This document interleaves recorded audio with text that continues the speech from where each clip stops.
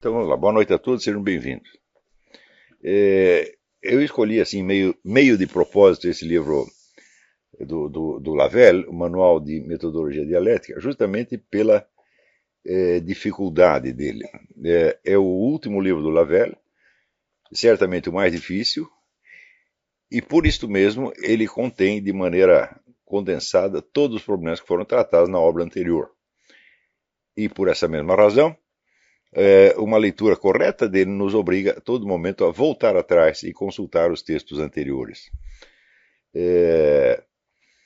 Na verdade, se fosse possível ler os livros do Lavelle pela sua ordem de publicação, seria muito bom, ou pela sua ordem de redação, seria muito bom, a começar pelas cadernetas de guerra, que são anotações que ele tomou enquanto era prisioneiro dos alemães na Primeira Guerra, que ele ficou 2 anos ali num campo de prisioneiro, e aliás deu um curso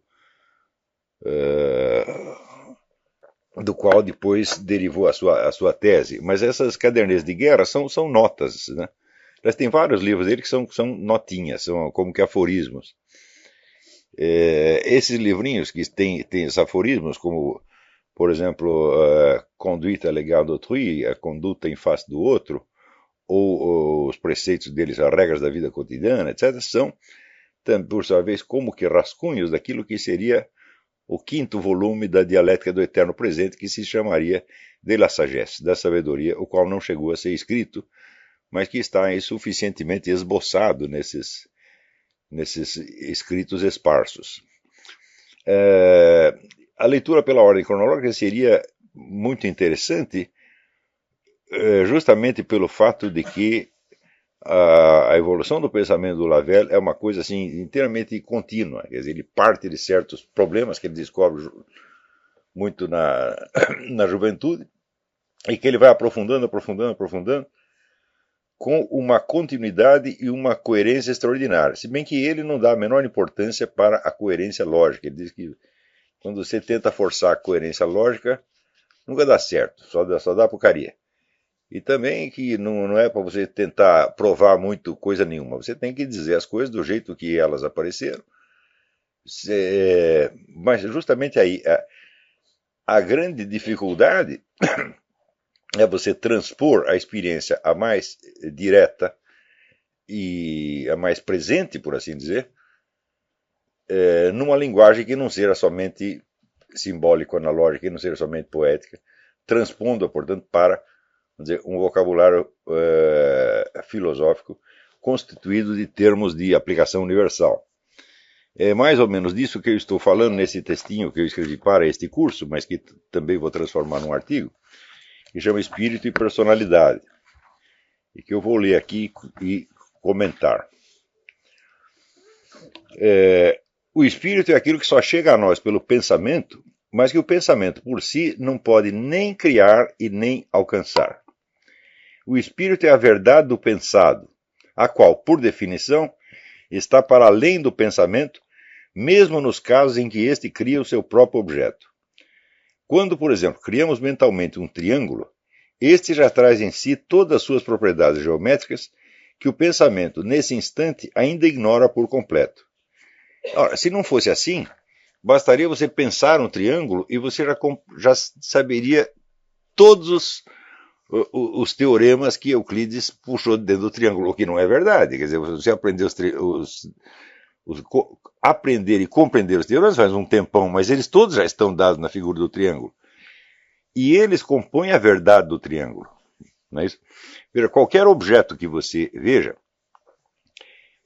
a sua presença física é uma só, tá certo? Porém, a sua verdade é múltipla e às vezes inesgotável. Se você pegar um elemento simples, você pega um copo, você olha o copo, imediatamente você reconhece o que é. No instante que você reconheceu, você aprendeu justamente o que é a essência daquele objeto, ou seja, o que ele é, o quid, tá certo? Então, eu sei que é um copo. Muito bem. Mas agora se você perguntar assim, o que é exatamente um copo? Tá certo?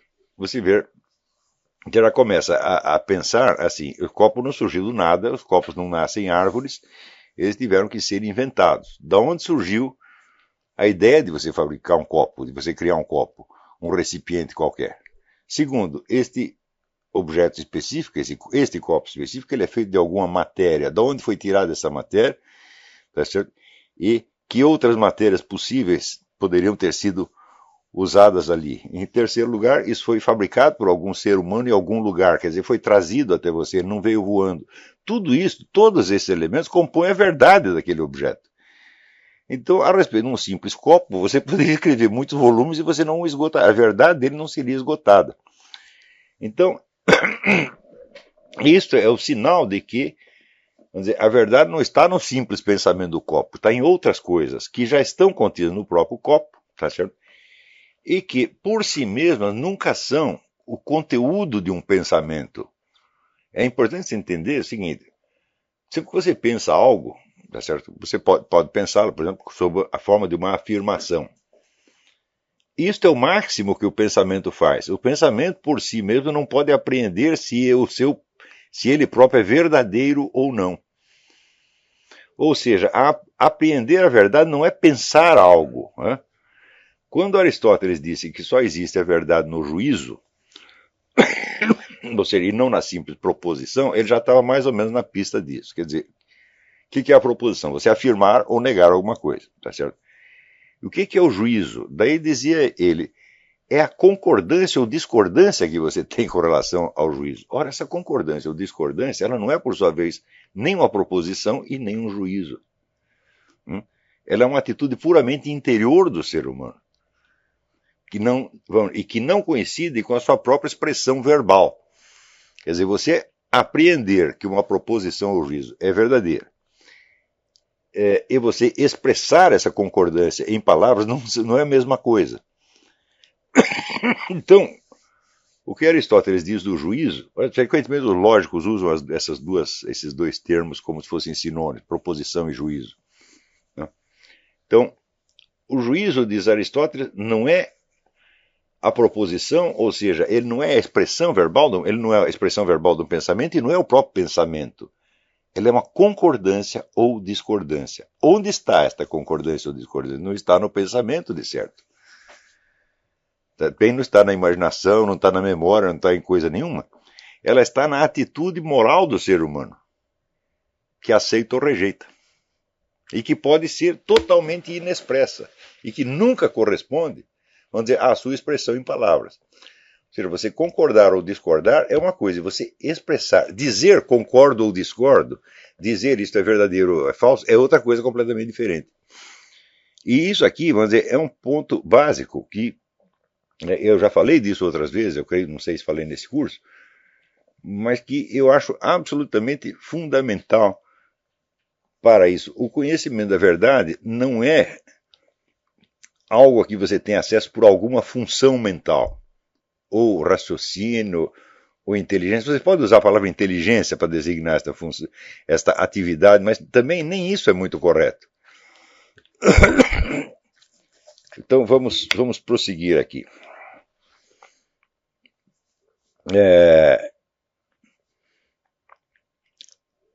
Então, a propriedade geométrica do pensamento nesse instante ainda ignora por completo.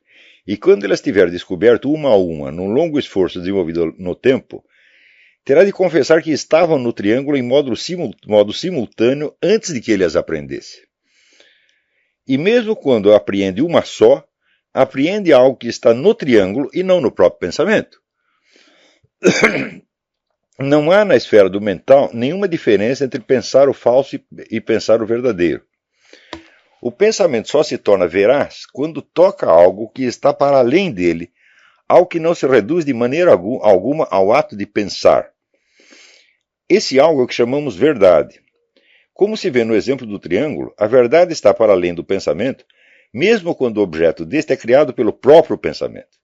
O pensamento não domina e não cria a veracidade, nem mesmo dos objetos puramente pensados. A verdade só aparece para além de uma fronteira que o pensamento enxerga, mas não transpõe. A verdade é o reino do espírito, é isso que eu estou chamando de espírito aqui. Quer dizer, é o reino da verdade que você vislumbra através do pensamento, às vezes através das sensações também, mas que nem o pensamento e nem as sensações apreendem. Então a pergunta é a seguinte: quem apreende é você. Né? Então, não há uma função à qual você possa delegar este trabalho. Tá entendendo? Então, é a sua pessoa real que aprende. A sua pessoa, não se pode dizer inteira, tá certo? No sentido quantitativo da coisa. Né? Então, a sua pessoa inteira está envolvida, tá certo? Mas aquilo que apreende a verdade é, no fim das contas, a sua pessoa moral, é o seu espírito. A verdade é espírito, mesmo quando apreendida num objeto material. Nossos sentidos podem apreender a presença de um objeto, mas não podem, por si, decidir se essa presença é real ou imaginária. O pensamento tem de intervir, colocando perguntas que completem e corrijam a mera impressão. Ele o faz em busca da verdade do objeto. Mas quando a alcança, sabe que ela está não apenas para além dos sentidos, mas para além dele próprio. Caso contrário, não seria verdade de maneira alguma, e sim apenas uma impressão suplementada pelo pensamento. Quer dizer, o pensamento, ele completa, ele, por assim dizer, corrige, ele altera o objeto captado pelos sentidos, de modo a apreender sua veracidade ou falsidade. Mas não é ele mesmo que apreende isso. O pensamento só gera pensamentos. Ele não pode gerar a concordância ou discordância íntima, que são exatamente o que Aristóteles chamava do juízo, o julgamento. Tá entendendo? Então, o julgamento, o juízo, é uma atitude muda. Ela não é uma representação. Ela não é um pensamento, ela não é uma imagem, ela não é uma sensação, ela não é uma emoção. Tá certo? Ela é uma atitude do espírito humano que é exercida livremente. Ou seja, na hora que você diz isto é verdadeiro, isto é falso, você está exercendo a sua liberdade moral. Não há nenhuma função, nenhum mecanismo interior que obrigue você a fazer isso. O pensamento, ele tem uma mecânica própria. O silogismo, por exemplo. Nessa lógica. A imaginação também tem uma mecânica própria. É um sistema de analogias, associação de ideias, etc, etc. Mas o juízo, o dizer sim ou não, o concordar ou discordar, não tem nada que o obrigue. É no instante onde você aceita a veracidade do objeto, aí que você tem o juízo. Mas, interiormente, vamos dizer, todo o seu processo mental, nada obriga você a fazer isso. Estão compreendendo isso? Mas se é assim, então coloca-se o problema. Se o dizer sim ou não, se o consentir ou negar, se o apreender a verdade é um ato do espírito e não da mente, então isso quer dizer que todo o conhecimento é um ato do espírito e não da mente. Isso é a mesma coisa que dizer a mente não conhece nada, o pensamento não conhece nada, a memória não conhece nada, as emoções não conhecem nada, eles só nos mostram representações, ou impressões sensíveis diretas, ou representações. Eles nunca nos dizem se isso é verdadeiro ou falso. O verdadeiro ou falso só é acessível no nível do espírito, onde o ser humano, ele se obriga a si mesmo a aceitar a verdade do objeto. Coisa a que nada externo, e aliás nem interno, pode obrigá-lo. Isso quer dizer que o conhecimento da verdade é uma função da liberdade humana. E quando vocês perguntam, mas por que às vezes a gente mostra uma coisa, mostra uma multidão de fatos para um cara, demonstra, ele continua discordando? Porque nada pode obrigá-lo a reconhecer a verdade. Se fosse uma função do mental, o mental tem as suas leis internas. Não é isso? Não só vamos dizer, o pensar tem as suas leis internas, mas o pensamento, ele tem a sua ordem lógica. Então ele tem uma regra, ele tem uma obrigatoriedade, ele tem uma forçosidade. Mas você é obrigado a aceitar essa forçosidade? Não. Isto nos mostra claramente que nenhum pensamento, nenhuma imaginação, nenhuma emoção, nenhuma imagem, nenhuma percepção traz em si a verdade. A verdade está lá, mas apreendê-la é uma ação da liberdade humana. E isso explica por que a dimensão de verdade não existe para os animais. Porque eles não têm a pessoa moral humana. Eles podem reconhecer um estado de fato, mas não podem conhecer a verdade nesse sentido aqui, da concordância ou discordância. Eles nem concordam e nem discordam. Então, vamos dizer, as palavras sim e não são totalmente desconhecidas no reino animal.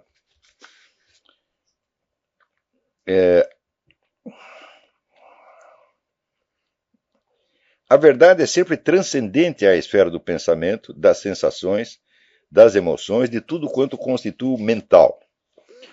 Os testes de QI não medem a quantidade da atividade mental, mas a sua eficiência em transcender-se, em apreender a veracidade do objeto. A sua capacidade de vislumbrar para além da esfera do pensado o reino do espírito. É isto que de fato os testes de QI estão testando. Mas não quer dizer que os psicólogos saibam disto. Essa capacidade não se chama pensamento, mas inteligência. Ela é inteiramente alheia à quantidade, intensidade ou elegância formal do pensamento. De pensar morreu um burro, diz o ditado. Pensar falsidades dá tanto trabalho e às vezes até mais do que chegar à verdade. Um pensamento bom não é aquele que se compraz na riqueza dos seus próprios movimentos, mas aquele que se recolhe humildemente para dar passagem à inteligência e à percepção da verdade. Aqui ainda estou usando a palavra inteligência como percepção da verdade, no sentido ativo do inteligir, tá certo? Mas a palavra inteligência também é usada em outros contextos como sinal de habilidade mental. Então, neste caso, teríamos que dizer que a apreensão da verdade não está sequer na inteligência, neste sentido da palavra inteligência. A correção formal do pensamento pode ser importante às vezes, mas o pensamento por si não tem como apreender a verdade da sua própria correção formal. Quando você pensa, olha, esse silogismo está corretamente desenvolvido, né? Você pergunta, mas ele está, de fato, corretamente desenvolvido? É uma verdade que ele está corretamente desenvolvido? Ou seja, a sua forma interna é realmente perfeita? Aí você tem que entrar com o assentimento ou a discordância. Você tem que dizer um sim ou não.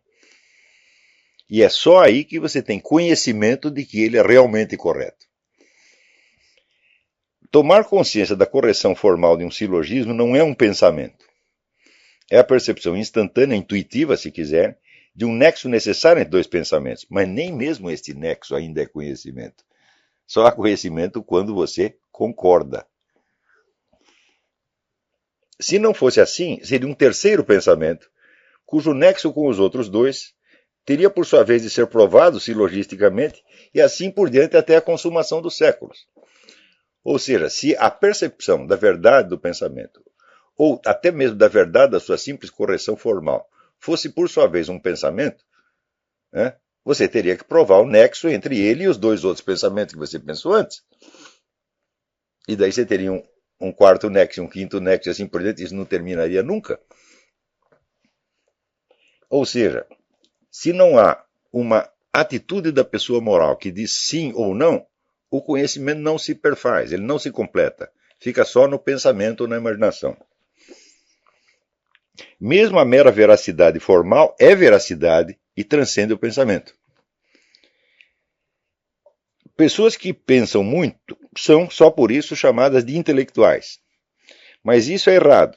A vida do intelecto só começa na fronteira em que o pensamento se apaga para dar lugar à percepção ou vislumbre da verdade. Tanto o pensamento quanto as impressões, a memória ou as emoções não fazem senão acumular motivos para que a verdade surja depois numa percepção instantânea. Com a ressalva, eu não estou expressando as coisas direito aqui. Nem mesmo esta percepção instantânea é conhecimento. É a percepção instantânea acompanhada da concordância da pessoa moral. Você pode ter uma percepção instantânea e você mesmo não perceber que ela é verdadeira. Quantas vezes você tem a intuição correta e passa adiante e acaba acreditando numa outra coisa errada? E daí quando dá tudo errado, eu fiz, diz, pô, mas eu sabia, eu percebi isso. Eu digo, você percebeu, mas você não conheceu. Aquilo passou pela sua mente, tá entendendo? Mas não houve a concordância.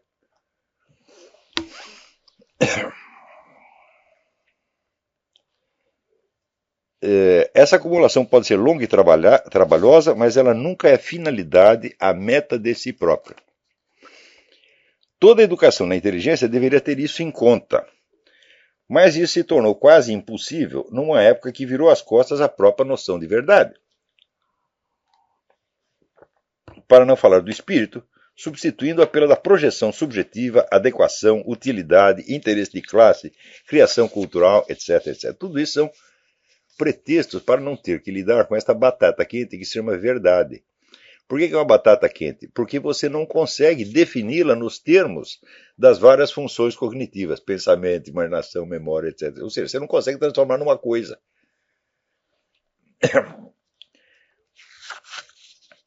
E note bem que todo o nosso esforço de fazer ciência, se ele tem o seu lado importante e meritório, ele também tem, por outro lado, um aspecto de fuga da responsabilidade cognitiva, onde você quer se apegar, vamos dizer, a crenças que são coletivamente admitidas por uma comunidade que você respeita e que tem autoridade sobre você.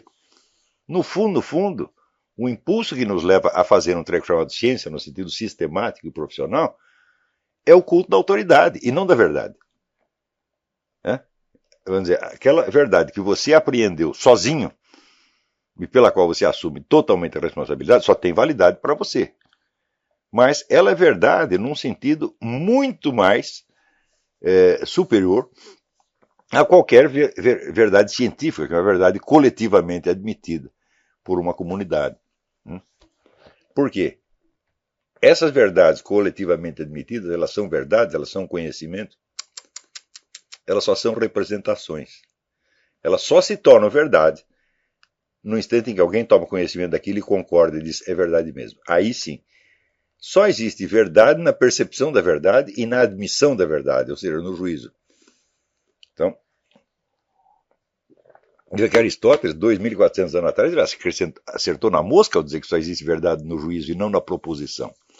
Uma ciência nos fornece juízos, fornece proposições, né, que se transformam em verdades no instante em que o ser humano as apreende como tais, como verdades. Né? Então isso quer dizer que uma biblioteca científica inteira é apenas um conjunto de proposições e não um conjunto de verdades.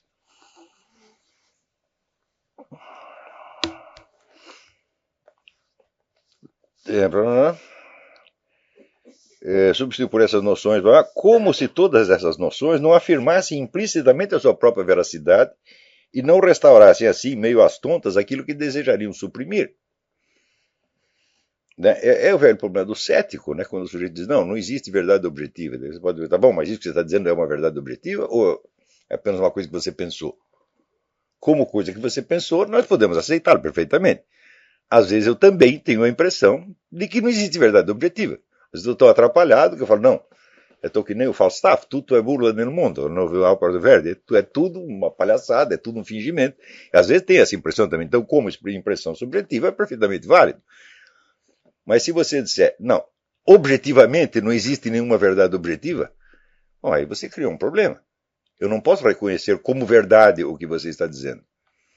Quer dizer, aí cria-se aquele problema em que a expressão de uma proposição, o fato da proposição ser expressa, mostra que ela é falsa. Se ela fosse verdadeira, não poderia ser dita.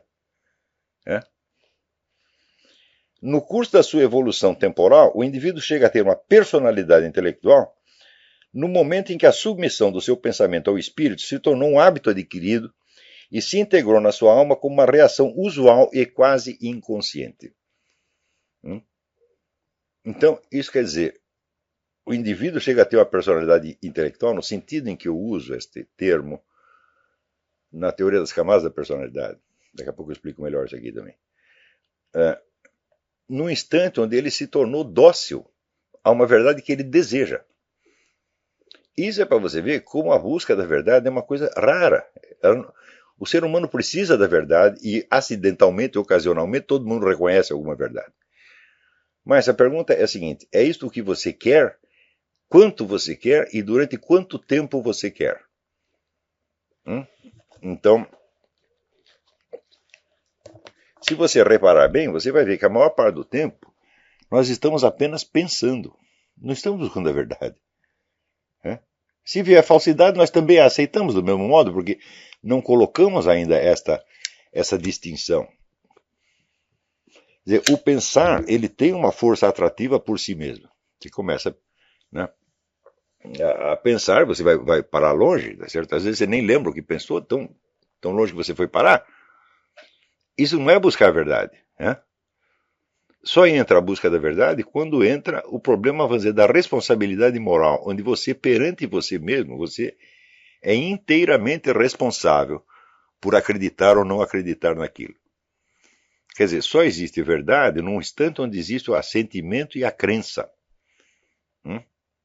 Sem assentimento e crença, nada é verdadeiro nem falso. Tudo são apenas possibilidades. E essas possibilidades são o que? O pensamento, a imaginação, a memória, etc. Nos traz representações que são possíveis. Ou seja, você está em pleno discurso poético, na verdade. Em sentido estrito,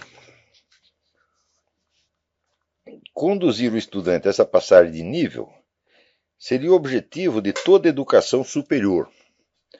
Mas a redução das universidades à condição de escolas profissionais ou de centro de adestramento ideológico para militantes veio a tornar esse objetivo completamente utópico, elitizando em vez de democratizar o acesso aos bens superiores do espírito, como prometem fazer todos os governos do mundo.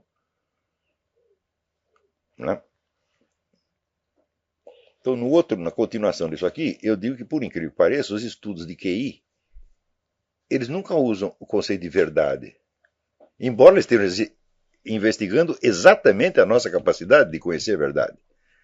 Né? Daqui a pouco vamos ver isso aqui.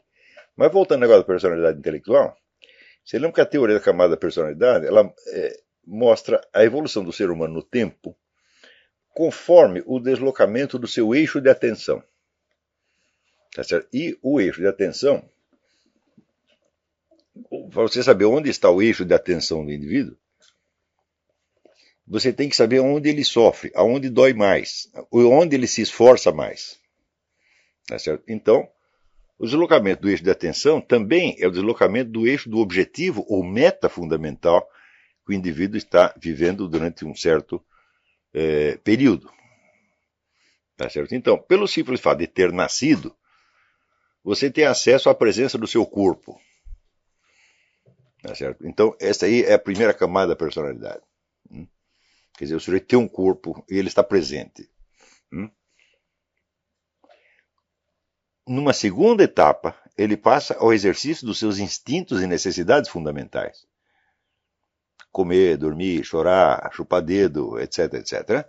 Essas são as ocupações de um bebê. Tá certo? Numa terceira camada, ele busca obter meios de comunicação com os seus semelhantes. Né? Ele, por exemplo, ele não se limita. Uma coisa é um bebê chorar porque está com fome. Outra coisa completamente diferente é o bebê chamar a mãe para que ele dê a mamadeira.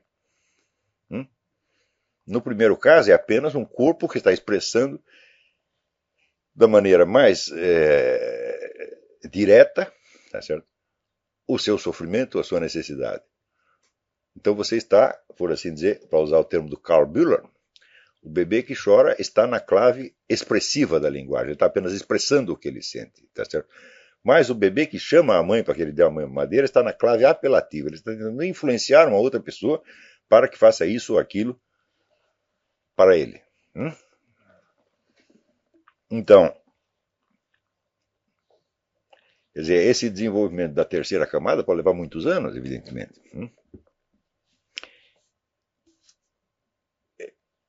Eu digo que ele chegou a uma quarta camada, quando ele já tem um mundo de sentimentos, emoções e recordações próprios, no qual ele se reconhece mais do que no seu corpo. Até na terceira, quando você está ainda na terceira camada, o que você chama de eu? É sobretudo o seu corpo, é o lugar onde você está. Mas chega um ponto onde você tem uma história afetiva. E para você se reconhecer nela, você não precisa fazer referência ao seu corpo. Mesmo porque esse corpo já passou por várias modificações. Ele não pode ser reconhecido por uma só das suas formas. Tá certo? Mas, então, aí significa o conjunto das emoções, das experiências que marcaram a personalidade emocional do indivíduo, já tem uma identidade própria que permite reconhecê-la como tal, sem referência à identidade corporal. Embora a identidade corporal continue estando lá. Tá certo? Eu digo, o indivíduo passa para a quinta camada, quando, por assim dizer, esse mundo emocional já se fechou, já tem uma identidade própria, tá certo? E isso já não basta para ele. Ele tem que se testar no mundo para ser reconhecido. Não só pelos outros, como também por si mesmo. Então já não se trata apenas de ter necessidades, de comunicar-se ou de ter sentimentos, ter emoções, mas trata-se de fazer alguma coisa, tá certo? Em vista de reforçar-se a si mesmo. Então, veja que até um certo ponto, todo reforço ou debilitamento do indivíduo vem, por assim dizer, de fora. O bebê se torna mais forte ou mais fraco, conforme a alimentação que lhe deem. Não é isso? Assim como, vamos dizer, o mundo emocional do indivíduo é composto, vamos dizer, de um condensado daquilo que se passou com ele. Tá certo?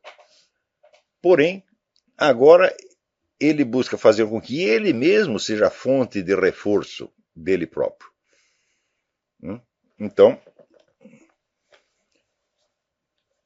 por exemplo, vamos dizer, ao competir, ao tentar se exibir ou mostrar suas capacidades, ou simplesmente, né, ao se olhar no espelho, arrumar, pentear o cabelo, vestir uma bela roupa, etc, etc. Tudo isso, o que o indivíduo está fazendo? Ele está se reforçando a si mesmo. Ele já não depende só do reforço externo, como acontecia quando era um bebê indefeso. Tá certo? Porém, este reforço, ele vale pelo seu efeito subjetivo, pelo que o indivíduo sente, vamos dizer, em resposta ou em recompensa daquilo que ele mesmo fez. Tá certo? Então,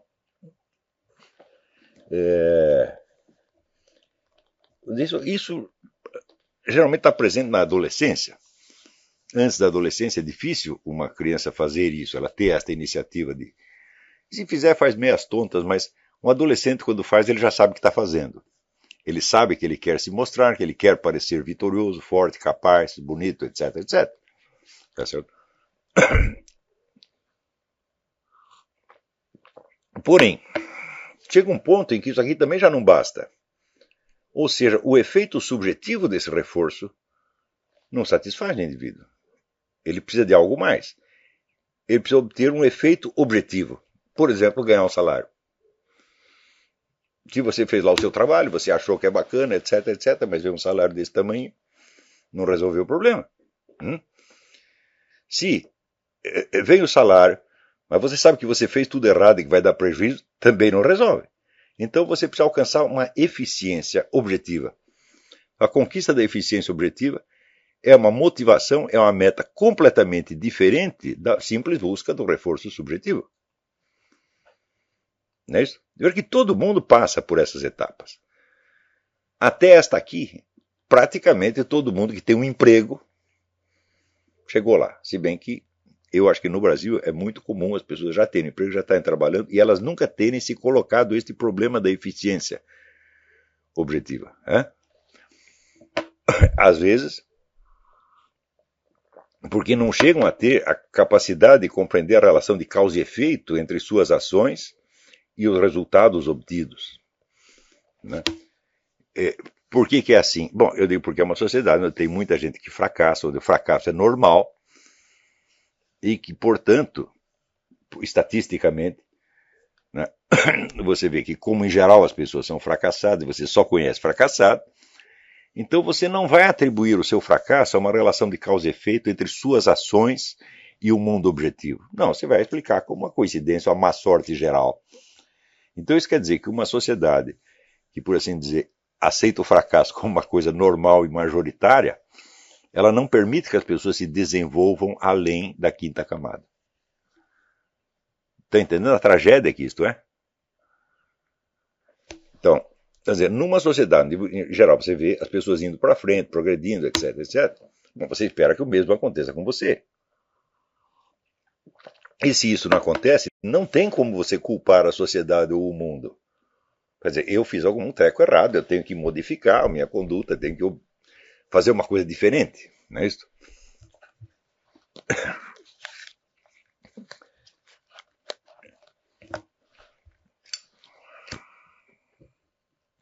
Vocês entendem a diferença entre quinta e sexta, né?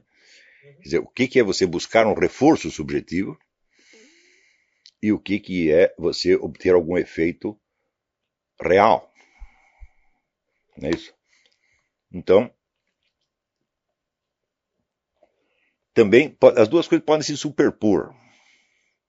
Então, é preciso ver qual é a clave em que você está, o que você está querendo.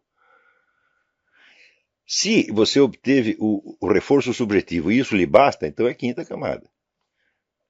Agora, se você quer um efeito real, bom, daí já está na sexta. O efeito real, mesmo que não haja o reforço subjetivo, isso é importante. Está entendendo?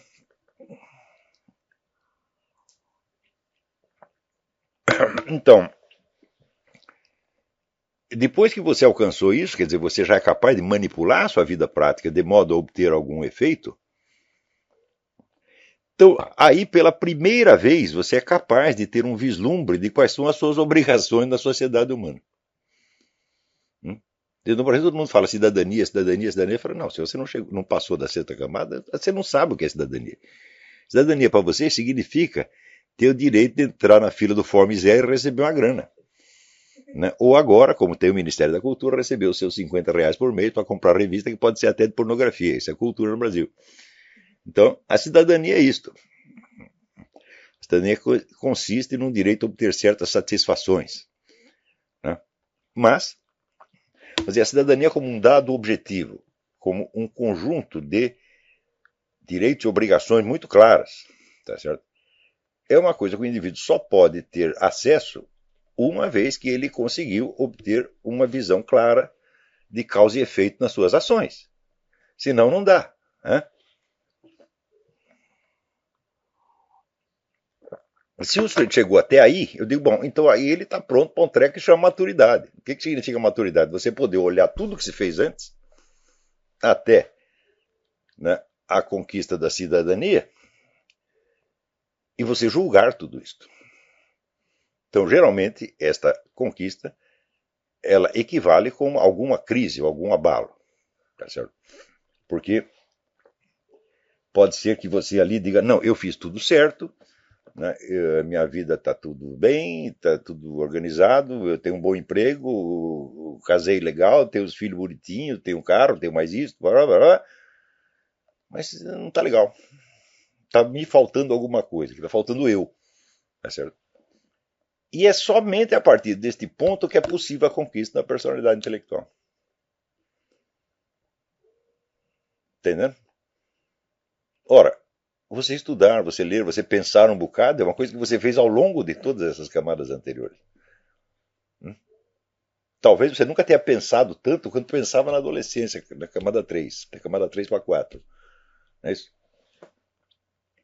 Porém, agora não basta.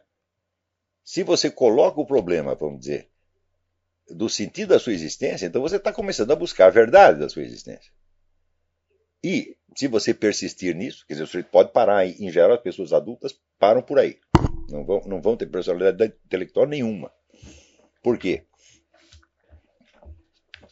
Porque você constatar esta insatisfação, vamos dizer, natural da crise de maturidade, não quer dizer que você vai entender que você precisa buscar a verdade. Mas para algumas pessoas isso acontece. Tá certo? Então, note bem que o interesse que você tenha por cultura, por literatura, por filosofia, por história, não tem nada a ver com personalidade intelectual. Um sujeito pode desenvolver uma personalidade intelectual sem ele ter estudado nada disto. E o outro que estudou tudo isso pode não ter personalidade intelectual alguma. Né? Porque é uma questão, as camadas, elas, vou repetir, elas são definidas pelo eixo da sua motivação. Pelo que é realmente importante para você numa certa fase da vida e, portanto, pelo onde dói. Não é isso? Então, veja, se o indivíduo está, por exemplo, se ele exerce uma função intelectual, é importante na sociedade como intelectual, etc., mas ele ainda está tentando tirar uma dúvida sobre a sua capacidade, ou se ele está sofrendo muito por uma carência emocional qualquer, ele não está na camada intelectual.